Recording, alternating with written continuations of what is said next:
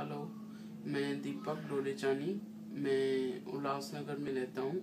मेरा ऑन 12 अगस्त को 125 kg wait था और मैंने डिसाइड किया बैरेटिक सर्जरी कराने का। और सर्जरी के पहले मेरे को नींद प्रॉपर नहीं आने का प्रॉब्लम था और खराटे का प्रॉब्लम था और कहाँ पे भी मैं इजीली नहीं घूम पाता था। उससे मैं अभी काफ़ी खुश हूँ। सर्जरी कराने के बाद वो तीनों प्रॉब्लम्स मेरे सॉल्व हो गए हैं और मैं अभी अपनी लाइफ पूरी अच्छी तरह से जी रहा हूँ और काफ़ी खुश हूँ। Thank you doctor Raman.